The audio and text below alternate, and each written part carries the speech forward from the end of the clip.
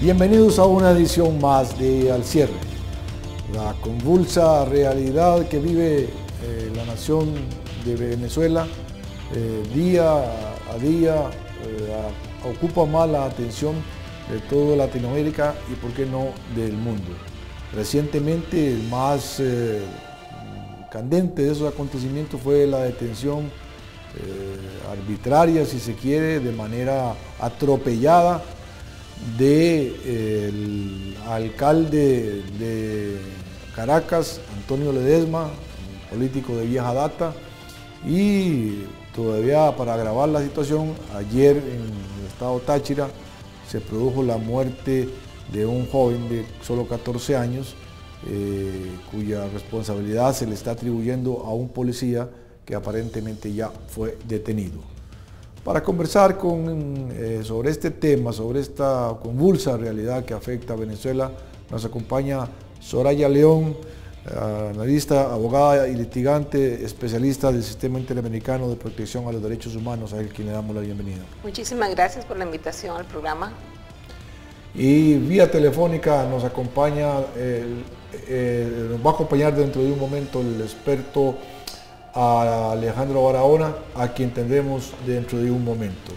Soraya, más allá de la situación política que la vamos a comentar después con Barahona y de ser posible con Omar Estacio, abogado de Antonio Ledesma, en materia de derechos humanos, hace mucho tiempo que América Latina ha comenzado a recorrer un camino incierto, digamos, no incierto, sino por lo menos alejándose de lo que fue el pasado oscuro que tuvimos cuando dictaduras militares hicieron atropellos de todo tipo y el sistema interamericano se ha ido fortaleciendo, por lo menos desde el punto de vista jurídico, y los países hoy admiten y reconocen, y hay instituciones que no existían antes como la Comisión Interamericana de Derechos Humanos, la Corte Interamericana de Derechos Humanos, y sin embargo tenemos situaciones como esta que nos ponen en un contexto de preocupación en cuanto a que cómo estamos en materia de derechos humanos, particularmente un caso como el de Venezuela.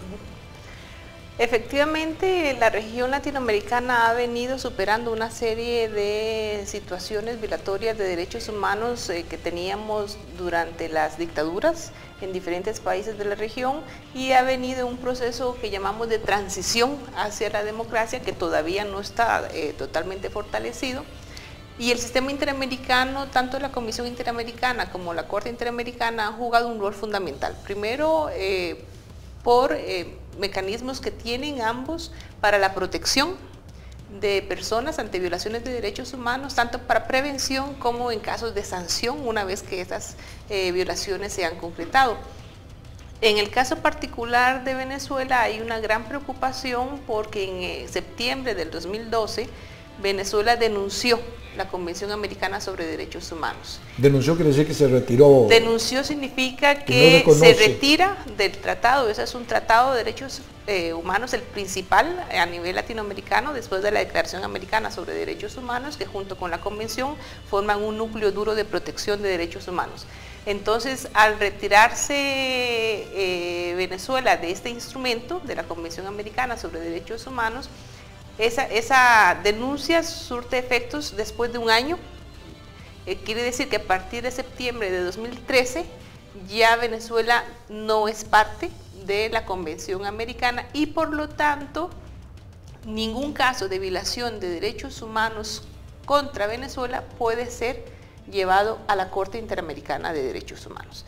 Eso genera una situación compleja porque en una situación de constante violación de derechos a nivel del país, donde una de las constantes ha sido la falta de independencia de los poderes y principalmente la falta de actuación del Poder Judicial conforme a los estándares internacionales de protección de derechos humanos, la única instancia que quedaba era una instancia internacional.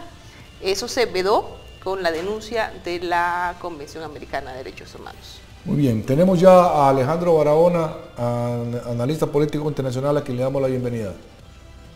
Muy buenos días, un placer estar con ustedes, poderlos acompañar en este tema tan necesario de discusión y por supuesto de solidaridad internacional. Alejandro, llama la atención que un país en estos tiempos, cuando América Latina intenta dejar atrás su pasado oscuro de dictaduras militares, un país como Venezuela se retire o, como dice Soraya, denuncie la Convención Interamericana de Derechos Humanos.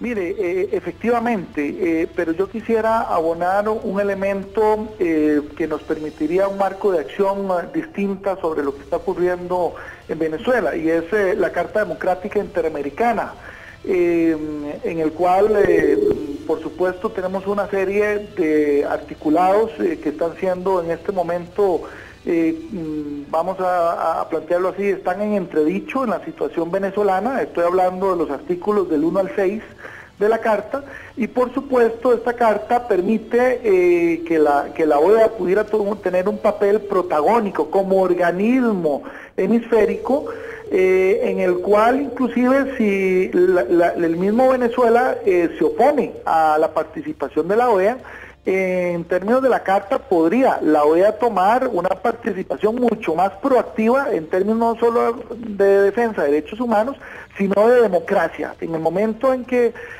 ya se está afectando el orden constitucional, y no solo el orden constitucional, sino las garantías constitucionales, la OEA puede tomar una serie de medidas en la cual que una vez que se restablezca el orden democrático pueda otra vez el país ser acogido.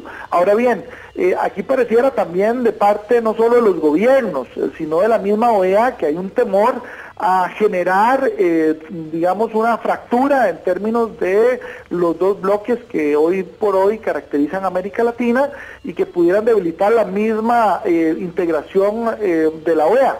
A mí me parece que más peligroso que eso es el hecho de que la OEA se quede contemplativa y no tenga un papel mucho más protagónico en una situación en la que ya se sale de los canales democráticos al ni siquiera estar permitiendo la organización de partidos políticos de oposición, que es un estandarte y una base de la democracia a nivel, no solo del continente, sino a nivel mundial. Correcto. Ya sabemos la máxima de que sin partidos no hay democracia. Tenemos vía Skype a Omar Estacio, abogado del alcalde Antonio Ledesma, a quien saludamos. Muchas gracias por esa invitación. Es un honor para mí estar en la antena de ustedes. Omar, ¿cuáles son los cargos específicos de que se le acusa al alcalde y cuál es su situación en la cárcel de Ramo Verde? A él se le acusa del delito de conspiración previsto en el artículo 132 del Código Penal venezolano y el delito de asociación para delinquir previsto en el artículo 37 de la ley contra la organización la ley contra organizaciones corruptas, ¿no?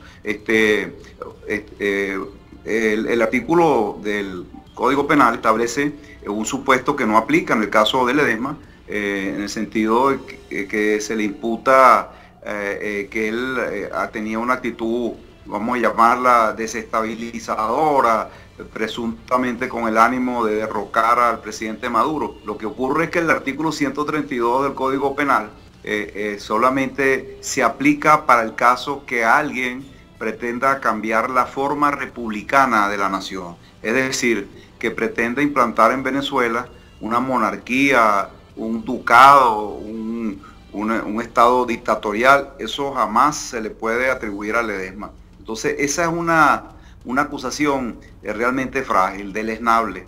Incluso el Tribunal Supremo de Venezuela, hace pocos años, no ni siquiera antes del advenimiento pues del régimen pues que ahora tenemos, repito, un tribunal de esta misma era, por llamarlo de alguna forma, estableció esos presupuestos que yo le estoy diciendo. Sin embargo, resulta que el tribunal que está juzgando a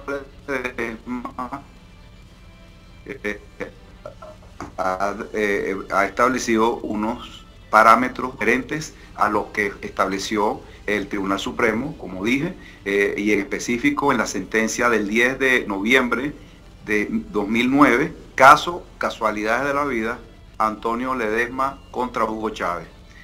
En otras palabras, que en aquella oportunidad se procedió con apego al texto del artículo 132, con lo cual el presidente Chávez resultó favorecido, mientras que ahora se acude a una interpretación diferente con el agregado que con ella se perjudica a un dirigente de la disidencia venezolana. En cuanto al otro precepto, el artículo 37 antes mencionado, advertimos que eso es un delito de naturaleza económica, porque la ley contra las organizaciones corruptas, contra el crimen organizado. Don Omar, permítame interrumpirlo para que ir a una pausa y cuando regresemos me amplíe más sobre ese tema. Vamos a una pausa y regresamos en esta edición de Al Cierre, en la que estamos analizando la candente situación que se vive en la hermana República de Venezuela.